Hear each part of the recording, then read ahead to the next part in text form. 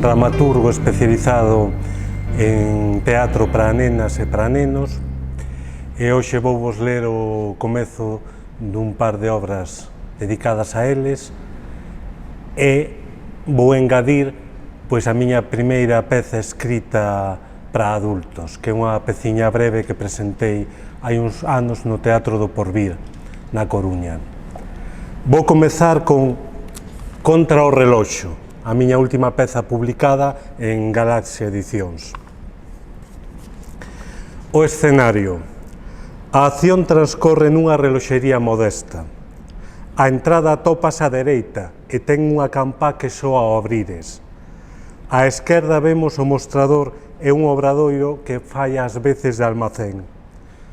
Hai unha morea de reloxos de diferentes formas e tamaños espallados polo comercio que producen un tic-tac enxordecedor. Todo está extremadamente limpo e ordenado. Escena primeira. Entra na reloxería un rapaz novo, Pedro, o dono.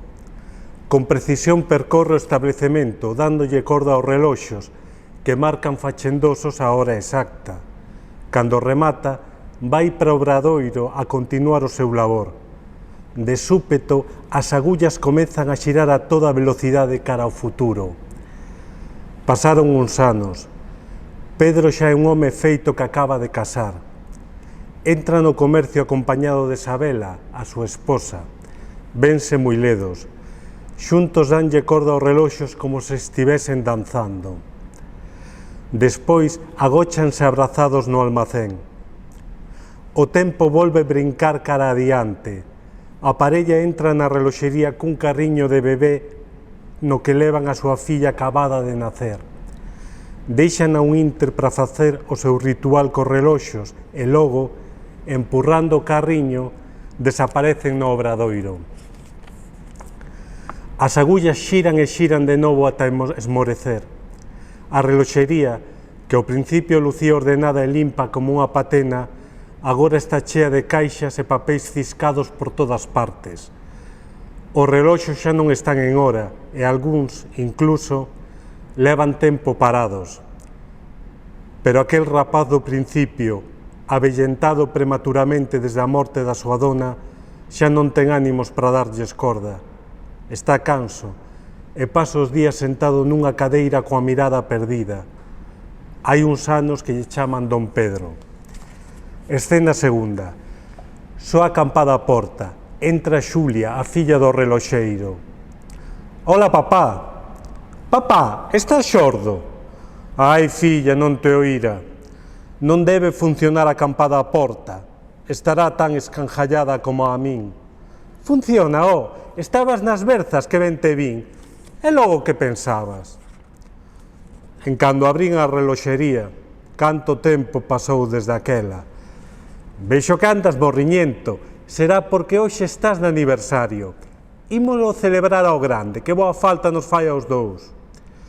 Xa non che teño ganas de festas, cando un vais vello só quere tranquilidade. Que cousas tes, nin velleira nin andrómenas, xa verás que ben o imos pasar. Filla, estou pensando en xubilarme, xa estou canso de traballar, vou traspasar o negocio. Pero se aínda és moi novo. Ademais, a reloxería o que máis queres no mundo. Moito loitastes mamá e ti por sacar o negocio adiante. E total para que? A tua nai morreu e a min xa non me quedan forzas. Chegou a hora de renderse. Ademais, a miña vista xa non é a que era. Sempre dis que máis vale maña que forza. Mira con que me sais. Nada vai acontecer, aínda que non se amañen os reloxos. O tempo pasará igual. E así comeza esta peza, Contra o reloxo. Agora vou continuar con outra moito máis coñecida que xa ten moitos anos.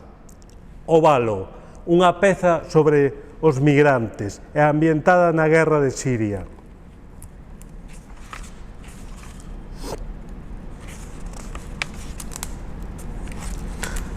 Nesta vou ler a dedicatoria que me parece importante. As guerras obrigan a moitas persoas a abandonar a súa terra na procura de refuxio.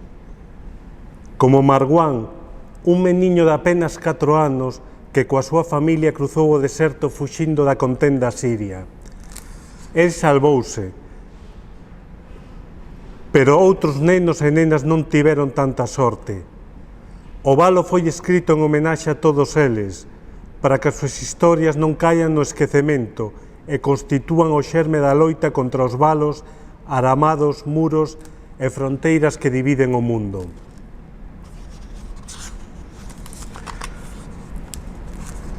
Ao erguer o pano vemos un deserto que se estende ata onde alcanza a nosa vista.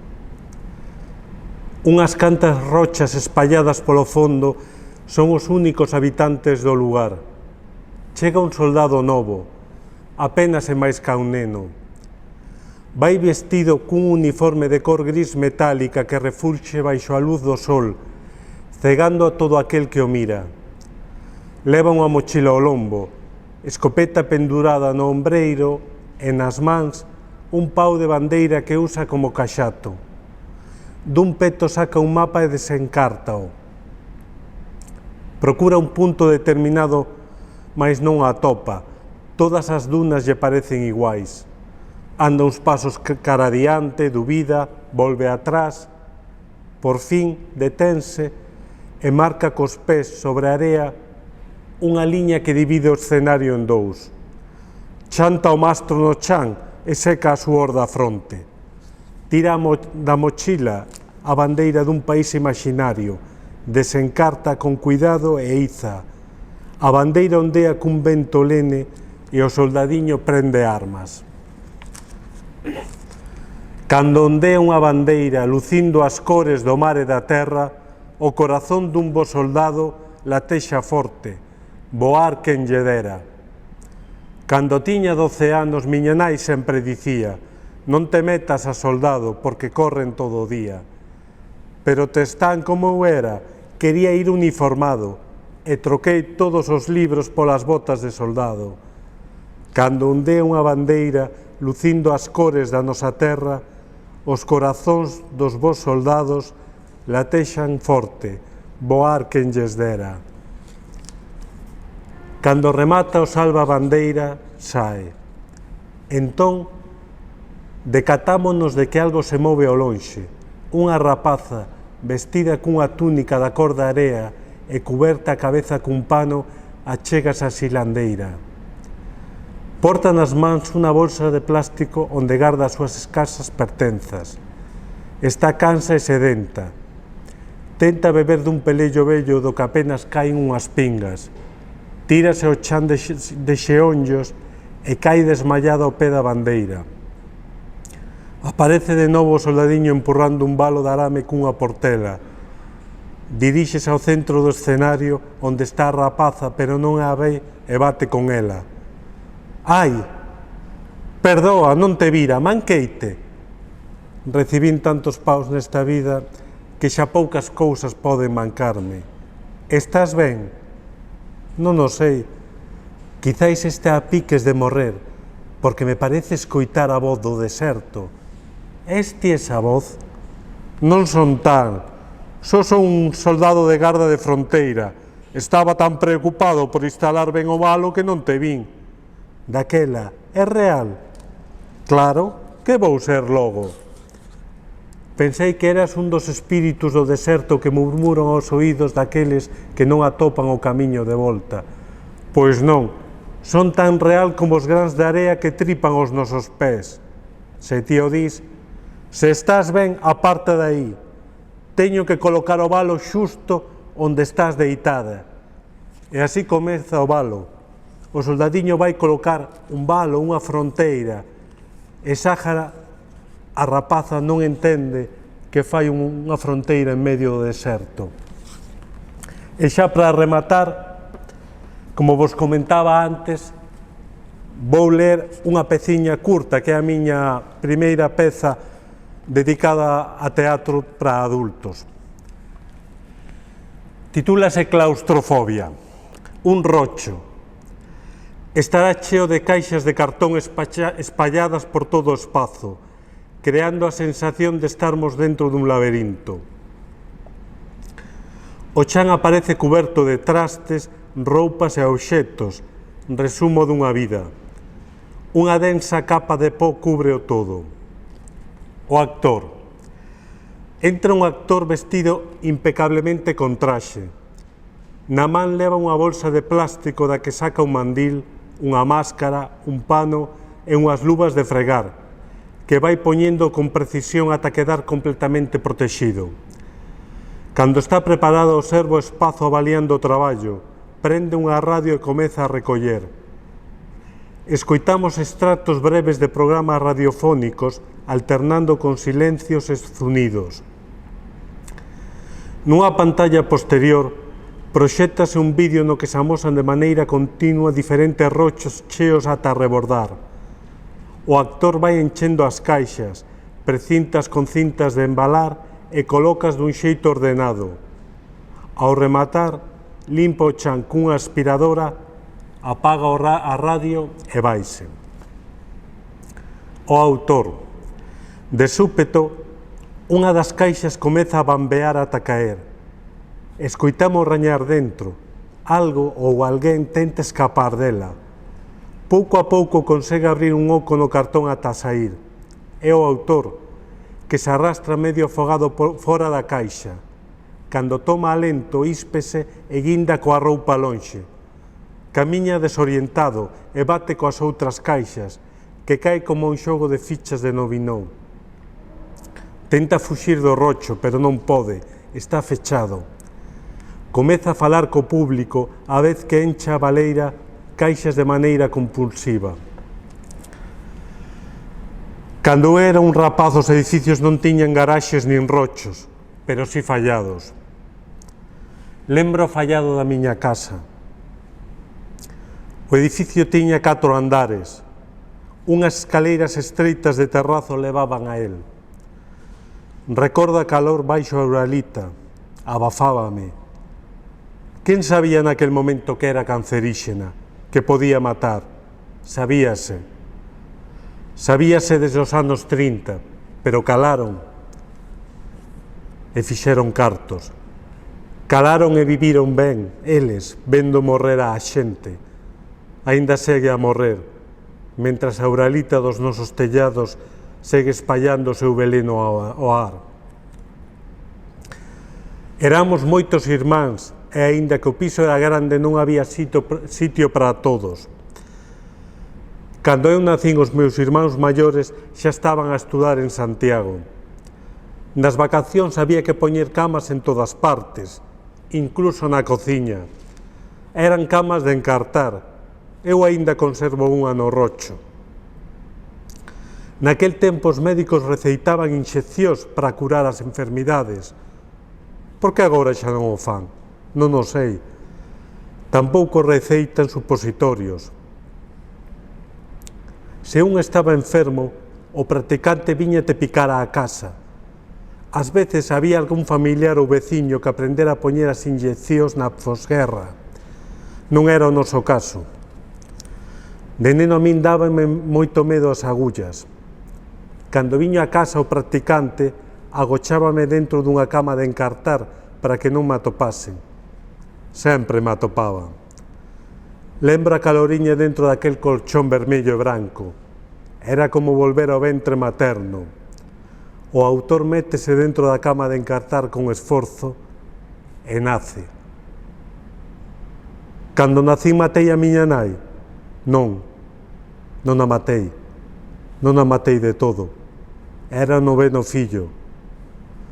Só lle roubei as poucas forzas que aínda lle quedaban. Aquela cama acabou no fallado chea de pó. Eu aínda lembro facer as miñas primeiras pallas dentro dela. Iso significa que padecía o complexo de Edipo, que quería foder coa miña nai. Quen o sabe? Había moito pó naquel chan de cemento sen rematar. Había moitas caixas con libros cheas de pó. Todo estaba cheo de pó, aínda que estivese pechado e precintado con cinta de embalar. Tentando conservar o pasado, só conservamos as cinzas, o pó. Daquela aínda non había rochos, nin tampouco garaxes. A pechadura do fallado estaba rota e non se podía abrir desde dentro, por iso había que ter cuidado de deixar a porta aberta. Un día que chovía levei un par de amigos xogar alí, pero eles non o sabían. Cando me decatei xa era tarde. Estábamos pechados, completamente pechados. Batemos na porta con todas as nosas forzas, pero non fomos capaces de tirala abaixo. Entón berramos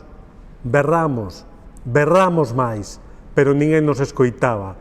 Berramos máis ata queimar as nosas gorxas. Non obtivemos resposta. Había unha fiestra que daba ao patio do bloque e facíamos acenos a ver se alguén nos vía. Cando xa estábamos desesperados, un dos meus amigos propuxo tentar baixar pola fiestra. Estábamos nun cuarto andar. Mandoume que me descolgase pola fachada e avisase de que estábamos encerrados, pero estábamos nun cuarto andar. Eu pensaba que xa ninguén se acordaría de nós, que morreríamos alí. Así que decidín facelo. Tiña 5 anos e moito medo. Agora teño 50 e moito medo. Recordo estar pendurado da fiestra coas pernas ao ar. Entón chegou o meu pai, avisado por unha veciña que nos vira a pedir axuda. Aínda conservo este recordo, é meu. Apostaría a miña vida que foi verdade, pero non o sei, e nunca me atrevín a preguntalo. Aínda hoxe o conservo na miña memoria. Xa pasaron 45 anos desde aquela. Meu pai morreu, miña nai morreu, miña irmá Sabela morreu, e xa non hai fallados nos edificios, hai rochos nos garaxes.